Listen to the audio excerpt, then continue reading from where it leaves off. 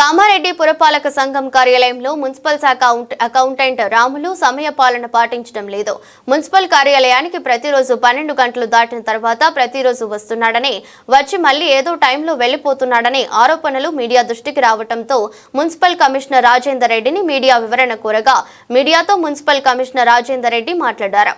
Accountant Ramulu ఎప్పుడొస్తే ఏముందండి, అతను లేకపోతే అకౌంటెంట్ రాములు పనులు ఆగడం లేదు కదా అని సమాధానం చెబుతున్నారు.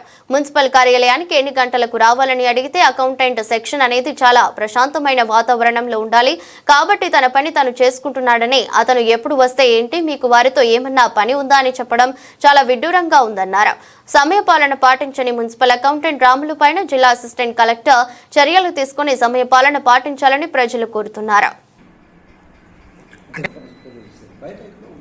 ఎందుకంటే డిస్టర్బెన్స్ ఉండదు. ప్రిపరేషన్ లేదు, పీస్ఫుల్గా ఉండేట్టు చేయాలి. ఇష్టం వచ్చినట్టు వీళ్ళు ప్రతిసారి డిస్టర్బ్ చేస్తే ఇబ్బంది అవుతుంది కాబట్టి చేస్తున్నారు.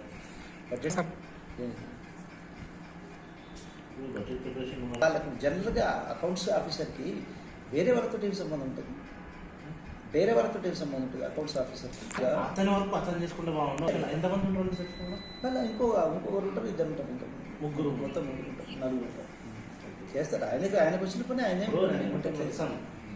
ఏంటంటే ఇప్పుడు ఒక నలుగురు ఎవరు చేసేది పని చేస్తూనే ఉంటుంది కదా. ఇప్పుడు దీంట్లో ఒకటి ఏంటంటే విషయం ఏంటంటే, నేను జనరల్గా అందరికీ అవసరం, కానీ అకౌంట్స్ ఆఫీసర్ అన్నట్టు ఎవరికి అవసరం? జనరల్గా దానికి సంబంధించిన అది ఆయనకు డైరెక్ట్గా ప్రాబ్లం చెప్పుకోవడానికి ఏముండదు. ఎందుకంటే ఆయన ఒక ఇంజనీర్ ఉన్నాడు, ఇంజనీర్కి అయితే ఇమ్మీడియట్గా వెళ్ళి ఆయన చాలా పనులు ఉంటాయి. నల్ల అవసరం లేదని చెప్పొచ్చు, ఇది చెప్పొచ్చు. అకౌంట్స్ వాళ్ళకి ఏంటంటే అకౌంట్స్కి సంబంధించిన వాళ్ళే ఇస్తారు, దానికి సంబంధించిన నలుగురు కూడా ఇస్తారు. వాళ్ళు ఎందుకు రావడం? టైమింగ్స్ ఏ టైం సార్? అందరికి ఉంటే టైమింగ్స్ ఉంటాయి అందరికి. ఇప్పుడు ఎంత సార్ టైం? ఇప్పుడు చెప్పిన కదా, బడ్జెట్ ప్రిపరేషన్లో ఉన్నాడు అని. ఎప్పటి వరకు సార్ ఉంటుంది? అయ్యేదాకా చూస్తారు. ఇప్పుడు అది ముఖ్యం కదా, బడ్జెట్ ప్రిపరేషన్. సరే, మీకు ఉన్నది పని చేసుకునేటప్పుడు వస్తుంది. మీకు డిస్టర్బ్ ఏం కాలేదు కదా? ఏమైనా పని డిస్టర్బ్ అయిందా చెప్పండి. మీరు పని డిస్టర్బ్ అయిందా అదేమో చెప్పండి. ఇప్పుడు మీకేం డిస్టర్బ్ అయిందో చెప్పండి, చెప్తే నేను మాట్లాడతాను అంటున్నాను. డిస్టర్బ్ ఏముంది అందరూ?